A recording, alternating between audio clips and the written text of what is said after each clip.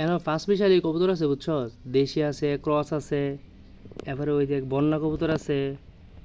হ্যাঁ, এই সাদা কালার যেটা কালদমটা, কালদমটা দেশি বুঝছস। আর এটা ওই যে এটা হচ্ছে তোর দুইটা গিরিবাজ আছে। আমি বাইচা বাইচা একুরেট কবুতরগুলো রাখছি কেন, যেটি আমি এটি দিকে আমি ফলন ভালো পাই আর কি। ঠিক আছে।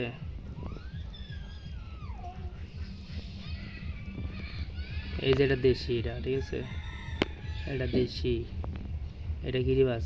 এটা রিফার থেকে আনছিলাম বাচ্চা, এটা বড় হয়েছে আমার ঘরে, অনেকবার বাচ্চা দিছে। এটা গিরিবাজ।